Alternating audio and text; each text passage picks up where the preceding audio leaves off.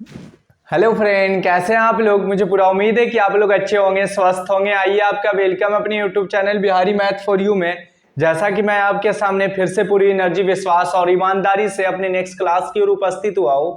भाई मेरे, मैं आपको बात ये बताना चाहता हूँ कि पिछले वाले क्लास में हम लोग पढ़ रहे थे, ट्रिगोनोमेट्री पढ़ रहे थे, और वह ट्रिगोनोमेट्री का जो बेस था, त्रिकोणमिति का जो बेस था, वह बेस के बारे में हम लोग पढ़ रहे थे। ट्रायंगल पर आधारित जितने भी प्रॉब्लम थे, सारे प्रॉब्लम को हम लोगों ने देखा था। अर्थात मेरा कहने का मतलब ये है कि वो समकोण त्रिभुज का एक पैटर्न दिया रहता था, उसके रिस्पेक्ट में जब दो साइड दिया रहता था तो उसका हम लोग तीसरा साइड जो होता है हम लोग ट्रिगोन फंक्शन से ज्ञात करते थे। ठीक है, आज उसी पर आधारित, उसी पार्ट पर आधारित, उसी टाइप पर आधारित कुछ प्रॉब्लम बचे हैं। मैं ये चाह रहा हूं कि पूरी तरह से एंड कर दूं, और आज की क्लास का ट्रिगोनोमेट्री का एक अंतिम क्लास होगा। पूरी तरह से जो है टाटा बाय बाय कर देंगे हम ट्रिगोनोमेट्री को हमेशा के लिए। यानी आप मेरे जब जितने भी वीडियो मैंने अपलोड किए हैं, सारे वीडियो को आप मेरे यूट्यूब पर देख लेंगे तो पता ही चलेगा कि जितना भी आप ट्रिगो से रिलेशन जो बेस का है, वो सारा बेस का एक अच्छा कंटेंट मैंने आपको दे दिया। कहीं भी किसी तरह का कोई प्रॉब्लम आपको नहीं मिलेगा। ठीक है, साथ ही साथ बता रहा हूं कि यह जो ट्रिगोनोमेट्री है भाई मेरे, ये आपके 10th क्लास तक ही सीमित नहीं है, बल्कि ये ट्रिगोनोमेट्री जो है वो आपको 12th में भी यही बेस को पढ़ना है। आगे चल के जब आप कंपेटिटिव लेवल का एग्जाम की तैयारी करते हैं तो वहां भी अगर ट्रिगो का बेस की बात आ जाए तो बिल्कुल जो है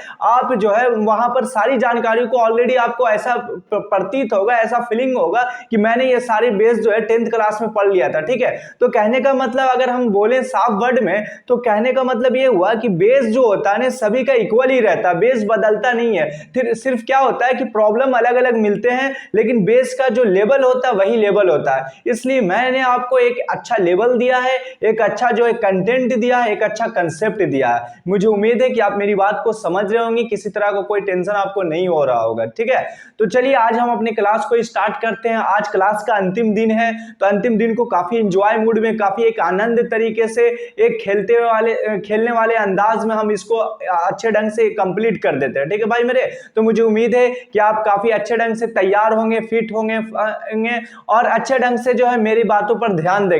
भाई मेरे, उससे पहले अगर आपके अंदर किसी तरह कोई टेंशन हो, कोई कंफ्यूजन हो, कोई ऐसा प्रेशर हो, तो वहां पर आपसे मेरी रिक्वेस्ट है कि सारे को एक साइड में रख दें और प्लीज 20 या 15 मिनट आप मेरे साथ बने रहें। या 20 या 15 मिनट मैं अगर आपका कीमती वक्त लेता हूं तो मैं वहां पर आपसे प्रॉमिस ये करता हूं कि आपको मैं एक अच्छा बेस दूंगा मैथ का। चाहे जिस चैप्टर को भी मैं पढ़ाऊंगा वो वहां पर उस चैप्टर से रिलेटेड आपकी एक अच्छी जो है वहां पर मजबूती दूंगा, एक अच्छा रिलेशनशिप बनाऊंगा उस चैप्टर से। ठीक है, तो चलिए अब बिना इधर उधर की बातें करते हुए हम लोग अपने क्लास की ओर आते हैं, हम लोग अपने टाइप की ओर आते हैं। यदि आपने मेरे चैनल को सब्सक्राइब नहीं किया तो प्लीज भाई मेरे आपसे रिक्वेस्ट है कि उसे सब्सक्राइब कर दें, लाइक कर दें, शेयर कर दें। ठीक है, चलिए भाई आज के क्लास का हम लोग स्टार्टिंग पॉइंट करते हैं और हम लोग काफी अच्छे अंदाज में आज उसे एंड कर देंगे। किसी तरह का कोई प्रॉब्लम आपको नहीं मिलेगा, मेरी उम्मीद है। आज के क्लास का सबसे पहला क्वेश्चन जो मैं लेकर आया हूं वह क्वेश्चन है भाई मेरे कि यदि कोण ए और कोण बी न्यून कोण है। यदि जो है कोण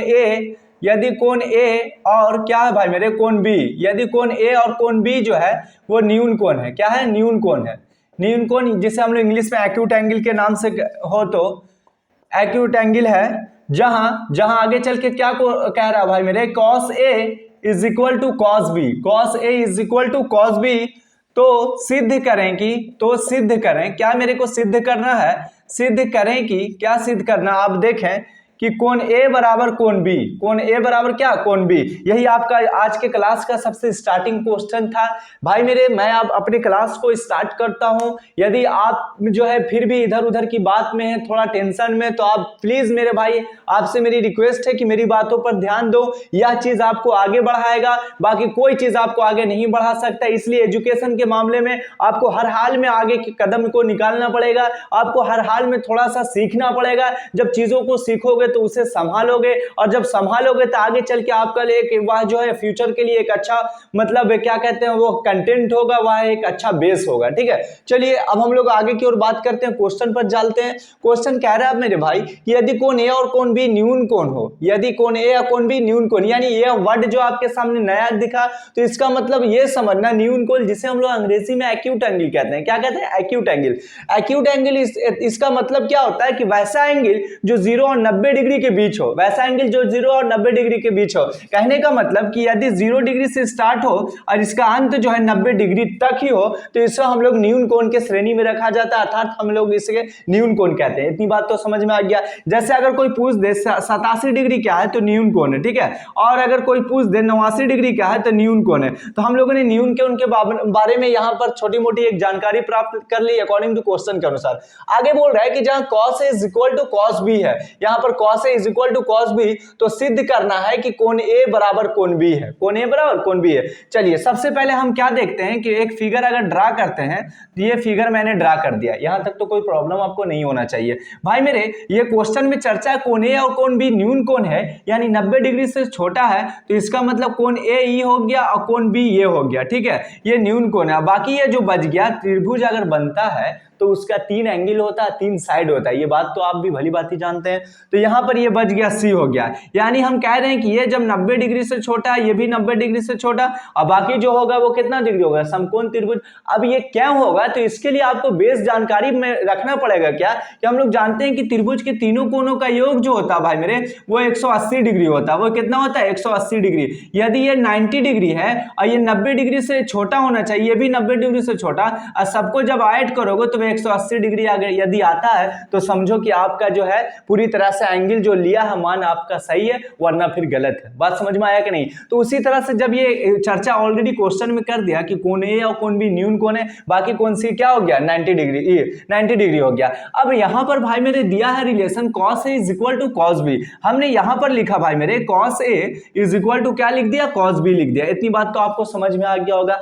अब हम लोग जिस चैप्टर को पढ़ रहे हैं, जिस पार्ट को पढ़ रहे हैं, वह पार्ट एक ट्रायंगल बेस पर पढ़ रहे हैं, वह पार्ट एक समकोण त्रिभुज पर पढ़ रहे हैं। वह पार्ट की सहायता से हम लोग देख रहे हैं कोई भी एंगल की सहायता से हम लोग साइड के पास कैसे पहुंचते हैं, हम लोग बेस के पास कैसे पहुंचते हैं, वही साइड पर चर्चा कर रहे हैं, ठीक है, और वही पार्ट पर चर्चा कर रहे हैं। तब हम लोग यदि मेरे पास ये दिया हुआ है अकॉर्डिंग टू क्वेश्चन में cos A is equal to cos B, तो भाई मेरे सबसे पहले हम लोग जानते हैं कि cos थीटा के लिए फॉर्मूला होता है, cos थीटा के लिए फॉर्मूला होता है B P और H के रिलेशन में B बटा H होता है। क्या होता है, B बटा H। तो जब cos A ये हुआ ना भाई मेरे एंगल के रूप में जब A है तो इसका मतलब यह दर्शा रहा है ना, ये दर्शा रहा। तो cos थीटा के लिए फॉर्मूला होता है B बटा H। तो यहां पर जो क्या होगा, मैंने बताया था बेस वाले क्लास में कि कंसेप्ट ये बताया था कोई भी एंगल के सामने का जो साइड होता है ना वो परपेंडिकुलर का काम करता है। जब ये परपेंडिकुलर का काम ये कर गया तो बच ये तो कर नहीं, ये तो किसी तरह का कोई टेंशन इसमें नहीं होना चाहिए, क्योंकि मैंने बताया था कि समकोण त्रिभुज में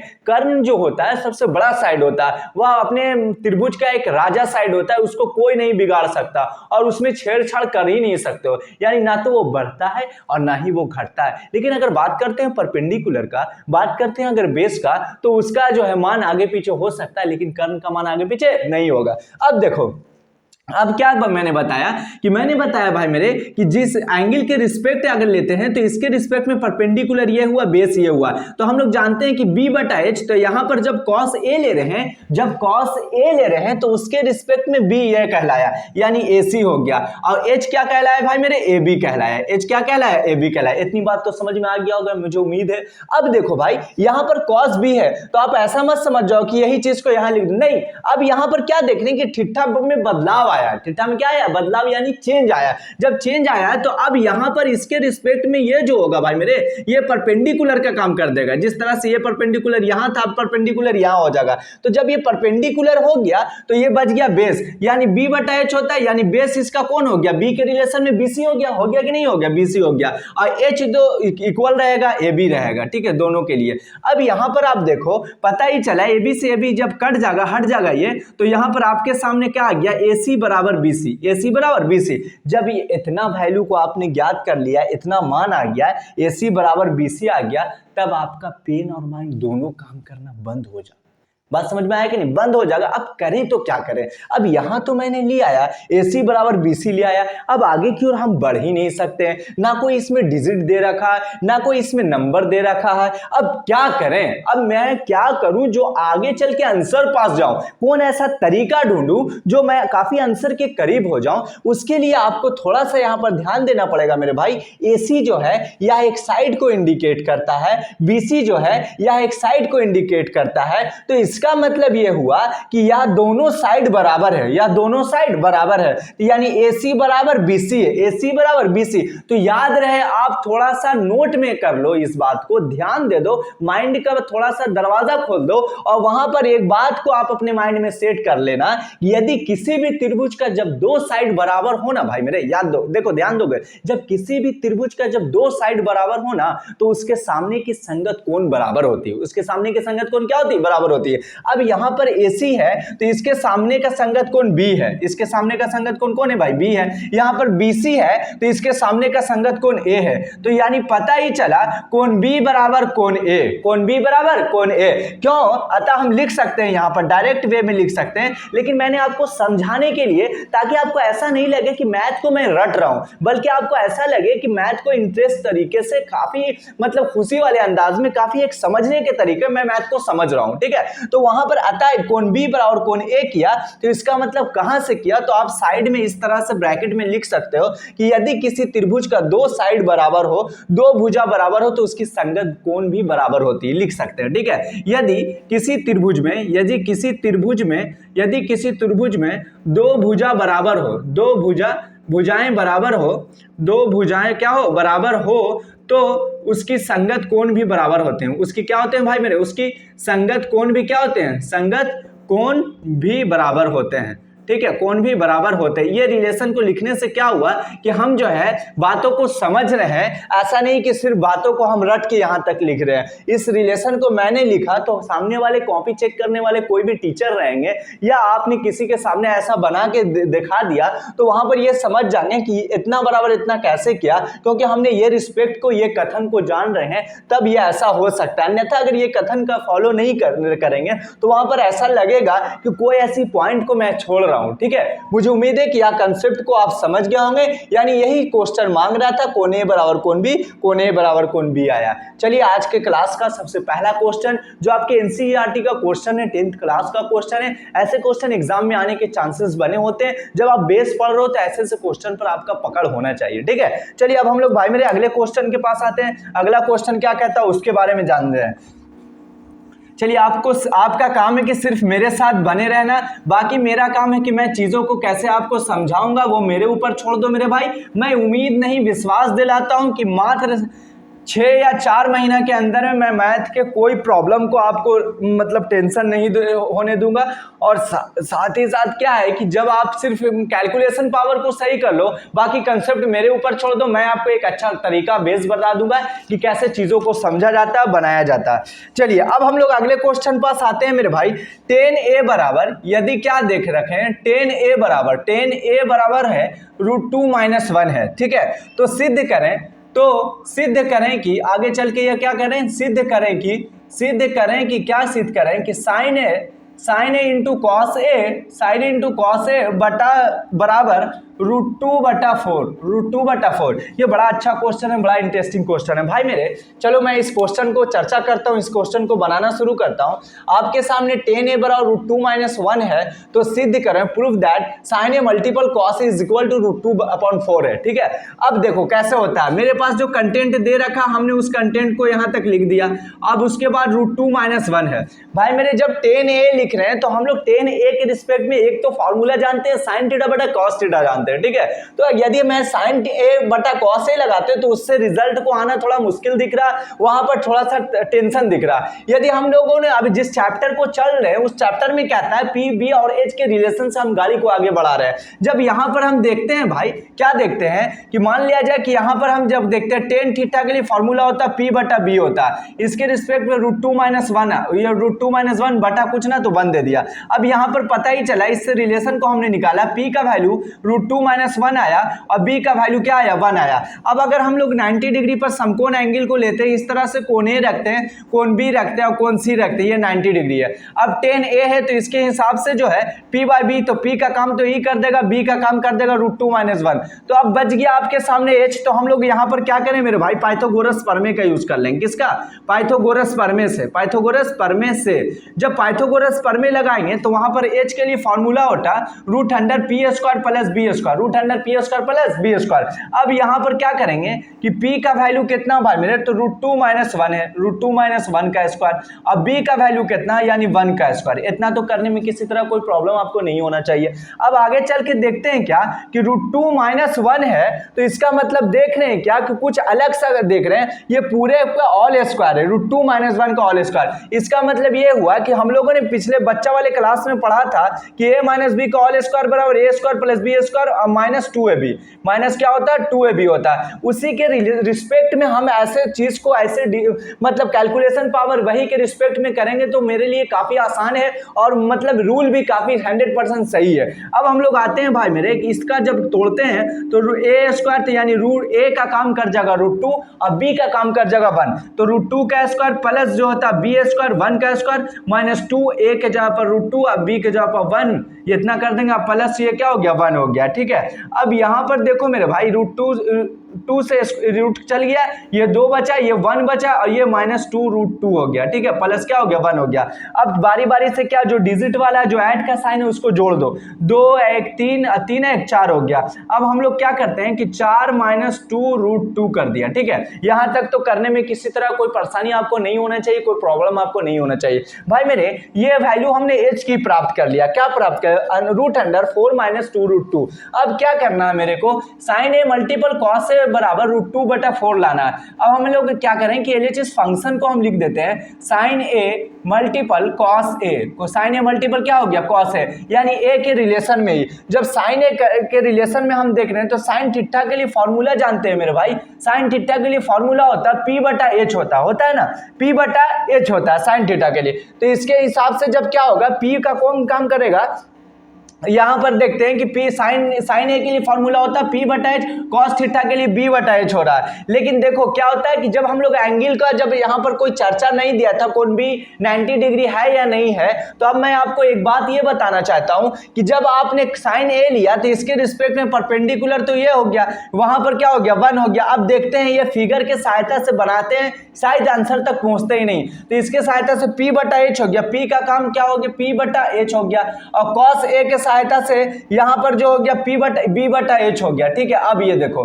अब देखो कैसे बनाते हैं, यहां पर एंगल ए लिया और ए के रिस्पेक्ट में p का काम कौन किया bc किया, यानी 1 इसका वैल्यू हो गया। ठीक है, अब h का काम कौन किया ac, h निकाला है कितना कि 4 माइनस 2 रूट 2 निकाला है ना। अब यहां पर cos थीटा के लिए cos a के रिस्पेक्ट में p का काम तो कौन cos थीटा के लिए b बाई एच, तो एंगल के सामने वाला परपेंडिकुलर होता है, तो b कौन हो गया रूट 2 माइनस 1 हो गया। यहां पर हम लिख देंगे भाई मेरे रूट 2 माइनस 1, और h का काम जो हो गया वो कितना कर गया ac, यानी h का काम हो गया 4 minus root under 4 minus 2 root 2, यही तो होगा ना। शायद आपको पूरी तरह से समझ में आता होगा, किसी तरह कोई प्रॉब्लम आपको नहीं होता होगा। चलिए अब ये क्या करें, ऊपर में रूट 2 माइनस 1 है मेरे भाई, अब ये 2 ठो मल्टीपल है तो पता ही चला कि 2 का एक बाहर आ जाएगा, 4 माइनस 2 रूट 2 हो जाएगा कि नहीं होगा। एज एग्जाम्पल के तौर पर जिस तरह से हम लोग root 3 minus root 3 multiple root 3 लिखते हैं, तो इस तरह का एक रूट के अंदर में 2 ठो लिख देते हैं ना भाई मेरे, तो 2 का एक जोड़ा बाहर आता है ना, तो उसी तरह से ये रूट अंडर में 2 ठो है, जब ये 2 है तो एक बाहर आ जाएगा, तो इसका मतलब इस तरह का चेहरा आ जाएगा, 4 माइनस 2 रूट 2 आ जाएगा।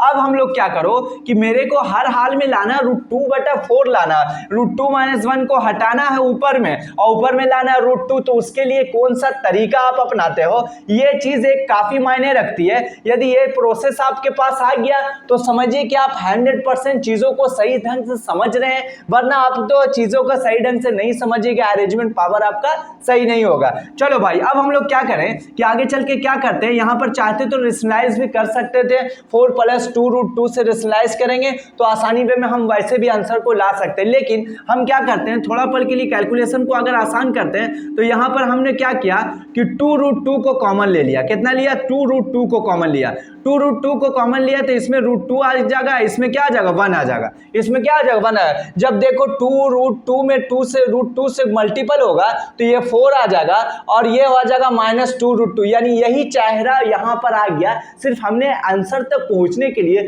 थोड़ा सा अरेंजमेंट पावर को सही किया, थोड़ा सा मतलब कंसेप्ट को सही किया, ताकि हम आसानी वे में कैलकुलेशन मेथड मेरे पास है तो उसे आगे पीछे करके हम आंसर तक पहुंच जाए। ठीक है, अब देखो यहां से यहां कट गया मेरे भाई, अब आपके आपके सामने जो प्रोडक्ट बटा 1/2√2। अब आपका बिल्कुल फिर से हाथ पैर काम करना बंद हो जाएगा, माइंड काम करना बंद हो जाएगा, पेन काम करना बंद हो जाएगा। अब आपको लगेगा ऐसा कि अब करें क्या, अब प्रोसेस को कैसे स्टार्ट करें जो आसानी वे में हम यहां तक पहुंचे। अभी तो रिजल्ट में ऐसा लग रहा बहुत दूर है, ऊपर में 1 है, यहाँ ऊपर में √2 है। तो आपने पढ़ा होगा कि रेशनलाइज वाला रूट को नीचे से हटाना है तो ऊपर नीचे क्या करो, रूट से मल्टीपल कर दो। अब ऊपर में हो गया √2 भाई मेरे, और ये √2 करेंगे तो ये हो जाएगा 2 हो जाएगा, यानी पता ही चला कि √2/4 हो गया। यानी हमने प्राप्त कर लिया LHS is equal to RHS। LHS is equal to क्या, RHS। यानी आसानी वे में ऐसे क्वेश्चन को भी मैंने काफी अच्छे ढंग से डील कर दिया। मुझे उम्मीद है कि आपको भली बात समझ में आता होगा,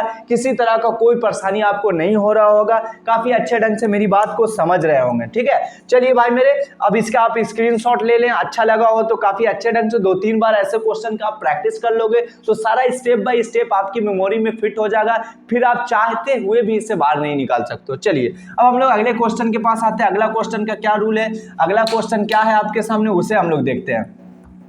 आज के क्लास का मैं बार बार बोल रहा हूं कि इंड क्लास है, पूरी तरह से आज जो है मैथ के क्लास ट्रिगोनोमेट्री को बाय बाय करने वाले हैं, और एक काफी अच्छे ढंग से हम लोगों के सामने बहुत सारा ऐसा बेस आया ट्रिगो का जो हम लोगों ने भली भांति देखा जाना। आपके सामने है भाई मेरे, क्वेश्चन बड़ा इंटरेस्टिंग है और बड़ा शानदार है और लाजवाब है कि यदि क्या कहता है tan थीटा बराबर x/y है, x/y है, तो आपको ज्ञात करना है कि एक साइन थीटा और उसके बाद y cos थीटा बराबर भाट, y cos थीटा बराबर भाट। तो ऐसे क्वेश्चन को आप देख के बिल्कुल जो है हड़बड़ाएंगे नहीं, बिल्कुल जो है आप गड़बड़ाएंगे नहीं, बल्कि वहां पर धैर्य रखेंगे, वहां पर शांतिपूर्वक आप रहेंगे और अपने बेस को याद करेंगे, अपने एक अच्छा कंसेप्ट को ट्रिगो से लगाएंगे। तो मुझे उम्मीद है कि आप जो है काफी अच्छे ढंग से आंसर के पास पहुंच जाएंगे। भाई मेरे, आपके सामने सिर्फ ये दे रखा है तो उसके रिलेशन को हम कैसे समझते हैं, हम जानते हैं भाई मेरे कि tan थीटा बराबर x/y है, इसका मतलब p का वैल्यू जो है x कर गया और b का वैल्यू जो है वो y कर गया। ठीक ना, अब रह गया h, तो h के कंसेप्ट में रूट अंडर क्या होता है, p का स्क्वायर प्लस b का स्क्वायर होता है, रूट अंडर p का स्क्वायर प्लस b का स्क्वायर इतना होता है। अब देखो मेरे भाई, यहाँ पर p का काम x कर रहा है तो x का स्क्वायर, b का काम y कर रहा है तो y का स्क्वायर। पता ही चला कि h का वैल्यू हम लोगों ने इतना प्राप्त किया। अब इतना के सहारे मेरे पास p मालूम हो गया मेरे भाई, b मालूम हो गया मेरे भाई, h भी मालूम हो गया। अब देखो ऐसे प्रॉब्लम को हम कैसे ज्ञात करते हैं, ठीक है, क्योंकि यहां पर साइन थीटा के लिए जानते हैं p/h, कॉस थीटा के लिए जानते हैं b/h। यदि हम इन सारे वैल्यू को पुट कर देते हैं तो हम कहां तक रिजल्ट आते हैं, और मेरा रिजल्ट सही है या गलत है ये चीज को आप ही बताओगे। अब देखो एक साइन थीटा दे रखा है, एक साइन थीटा प्लस जो है y cos थीटा, यही इसका क्वेश्चन को बनाना है। अब हम लोग क्या करें, एक साइन थीटा के वैल्यू को क्या p/h जानते हैं, ठीक है, और cos theta y cos theta के वैल्यू को क्या जानते हैं, b/h जानते हैं, इतना करेंगे। अब हम लोगों ने जो p का वैल्यू प्राप्त किया, जो b का वैल्यू प्राप्त किया और जो h का वैल्यू प्राप्त किया, putting the value getting the answer. अब हम लोग क्या करें, p का वैल्यू कितना प्राप्त किया मेरे भाई, x प्राप्त किया, और h का वैल्यू जो है root under x² plus y², आगे चल के साइन प्लस का हम भी साइन प्लस में देंगे, y यहां पर हो गया। अब b का वैल्यू कितना y है मेरे भाई, तो हम भी यहां पर y देंगे, अब बटा ये भी क्या हो गया x² प्लस क्या हो जाएगा y², इतना तो कर देंगे, इतना तक तो किसी तरह कोई प्रॉब्लम नहीं होना चाहिए। चलिए अब यहां पर हो गया x मल्टीपल x यानी x² बटा जो हो गया मेरे भाई x² प्लस जो हो गया क्या y², आगे चल के साइन प्लस का हम भी साइन प्लस में देंगे, y मल्टीपल y करेंगे तो यहां पर हो गया भाई मेरे y² रूट अंडर क्या हो गया x² प्लस क्या हो जाएगा y² हो जाएगा, इतना हो जाएगा। अब आपके सामने जो ये चेहरा है, इस चेहरे को देख के आपको बिल्कुल गड़बड़ाना नहीं है और ना ही आपको हड़बड़ाना है, बल्कि वहां पर आपको भिन्न का जोड़, वहां पर 9th और 10th क्लास वाले क्लास को हम लोग 9th और 8th क्लास वाले मतलब मैथ के कैलकुलेशन को सोच लेना है। क्या करना है, ये बिल्कुल फ्रैक्शन के रूल का है, उस हिसाब से हम इसका क्या करेंगे, रूट एलसीएम लेंगे, एक root under x² plus y²। अब दोनों ये सेम चेहरा ऊपर ऊपर वाला चेहरा जस का तस उतार देंगे दोनों में। अब पता ही चला कि root under x square plus क्या आ गया मेरे भाई वाई स्क्वायर बटा जो आ गया आपके सामने root under x square plus क्या आ गया वाई स्क्वायर। यही इसका मेथड का एंड पॉइंट होगा। यानी अब यहां पर पूरी तरह से समझिए कि हमारे सामने आंसर मिल गया x square plus y square बटा root under x square plus y square. मुझे उम्मीद है कि यह कंसेप्ट को आप भली भांति समझ गए होंगे, किसी तरह का कोई प्रॉब्लम आपको नहीं होना चाहिए। ठीक है, चलिए आपके सामने ऐसे क्वेश्चन भी अगर एग्जाम में आते हैं या आपके बुक में आते हैं या कोई गार्जियन हो या कोई टीचर आपके सामने ऐसे क्वेश्चन का सवाल रख देते हैं, तो आसानी वे में जो हमारे पास कंसेप्ट है पीबी और एच के रिलेशन से हम आसानी वे में इसके आंसर तक पहुंच सकते हैं, किसी तरह कोई प्रॉब्लम नहीं होनी चाहिए। अब देखो, अब भाई मेरे अगला क्वेश्चन को देखते हैं। अगला क्वेश्चन कैसे पैटर्न पर है, उसका पहलू क्या है, उसको हम लोग देखते हैं। इसी तरह से आज जो है बिल्कुल हम लोग अब काफी नजदीक जा रहे हैं इंड क्वेश्चन के। अब लगता है कि क्वेश्चन को हम लोग इंड ही करने वाले हैं कुछ मिनटों में, पूरी तरह से टाटा बाय बाय करने वाले हैं एक अच्छे अंदाज में, किसी तरह का कोई प्रॉब्लम इसमें नहीं होना चाहिए आपको। अब भाई मेरे आगे चल के देखते हैं क्या, आगे चल के आप क्वेश्चन का क्या देखते हैं कि यदि टेन थीटा बराबर ए बटा बी हो तो क्या ज्ञात करना है, कॉस थीटा प्लस जो है sine theta, cos theta plus क्या ज्ञात करना साइन थीटा बटा जो है cos theta minus sine theta, cos theta minus क्या ज्ञात करना साइन थीटा। ठीक है, cos theta minus sine theta बराबर जो है वाट है, cos theta minus sine theta बराबर क्या वाट। इतने चीज को मेरे को ज्ञात करना है, वैल्यू को इतना जानना है। ठीक है, चलिए आप मेरे साथ बने रहे। टेन थीटा के लिए फॉर्मूला होता है भाई मेरे ए बटा बी तो दिया रखा हुआ, यानी पी का वैल्यू आ गया ए और बी का वैल्यू आ गया कितना बी आ गया, और एच का वैल्यू आ गया root under A P square plus B square, यानी ए का स्क्वायर प्लस क्या आ गया बी का स्क्वायर। अब यहां पर हम रखते हैं कॉस थीटा के लिए फॉर्मूला बी बटा एच, साइन थीटा के लिए फॉर्मूला रखते हैं भाई मेरे पी बटा एच। आगे चल के यहाँ पर कॉस थीटा के लिए बी बटा एच, साइन थीटा के लिए फॉर्मूला होता है कितने क्या होता है पी बटा एच रखते हैं। ठीक है, अब putting the value getting the answer, B का वैल्यू कितना बी आया है और एच का वैल्यू कितना रूट अंडर ए स्क्वायर जोड़ बी जोड़ बी स्क्वायर। आगे चल के देखते हैं कि पी का वैल्यू कितना आया भाई मेरे ए आया है, अब एच का value root under A square जोड़ बी स्क्वायर आया, यही आया है। ठीक है, अब बटा कर लेंगे। अब बी का वैल्यू कितना आया बी आया है रूट अंडर पी का वैल्यू एच का value root under A square जोड़ बी स्क्वायर, इतना कर लेंगे। आगे चल के ये साइन माइनस हम भी माइनस देंगे, पी का वैल्यू ए आया है रूट अंडर जो हो गया ए स्क्वायर जोड़ बी स्क्वायर, इतना कर लेंगे। अब क्या होगा इसका एलसीएम लेंगे, इसका जब एलसीएम लेंगे मेरे भाई तो रूट अंडर ए स्क्वायर को क्या होगा बी स्क्वायर, ऊपर का लिखा जाएगा बी प्लस ए हो जाएगा। ठीक है, अब इसी तरह से इसका नीचे वाले का पार्ट का हल करेंगे तो इसका एलसीएम आ जाएगा रूट अंडर ए स्क्वायर जोड़ क्या आ जाएगा बी स्क्वायर आ जाएगा, ऊपर वाला बी माइनस ए यहां पर लिखा जाएगा।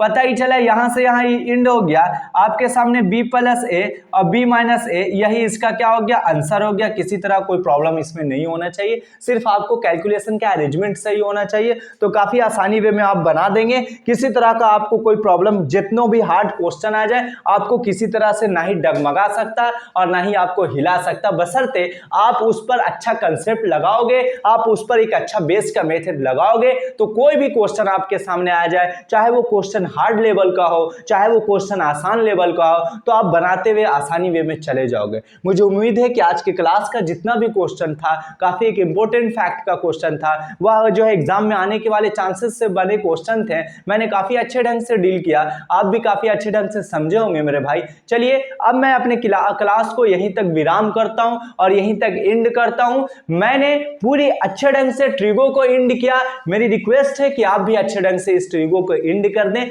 जितना भी करीबन 19 या 20 वीडियो ट्रिगो का स्पेशल मैंने डाला है वो सारे वीडियो से आप जो है मैथ को बना लें और बनाने के बाद एक अच्छे कॉपी में उसको इंपॉर्टेंट फैक्ट को नोट राइट डाउन कर लें। साथ ही साथ क्या हो कि जितना भी क्वेश्चन मैंने दिया है सारे क्वेश्चन को यदि आप प्रैक्टिस कर लेते 2 या 3 दिन के अंदर में, तो मैं गारंटी के साथ कह देता हूं कि आपको ट्रिगो में कोई हिला नहीं सकता, आपको ट्रिगो में किसी तरह का कोई इंसान डर नहीं दे सकता। ठीक है, ना ही आपको खुद में भरोसा हो जाएगा कि मैंने ट्रिगो में उसको पढ़ा है और मैंने ट्रिगो को बाखूबी एक अच्छे ढंग से जाना है। ठीक है, चलिए भाई मेरे आज के क्लास को मैं यहीं तक एंड करता हूं, लेकिन रिक्वेस्ट है कि जितना भी ट्रिगो वो पढ़ाया गया सारे को आप प्रैक्टिस कर लो, एक भी ट्रिगो का जो है चैप्टर आपसे ना छूटे, एक भी कंसेप्ट ना छूटे, एक भी बेस ना छूटे, क्योंकि मैंने आपको पढ़ाया था एक 100% एक अच्छा बेस देकर, 100% एक अच्छा कंटेंट देकर। चलिए, यदि मेरे क्लास आज का अच्छा लगा हो तो प्लीज एक लाइक, शेयर और सब्सक्राइब तो बनता ही है,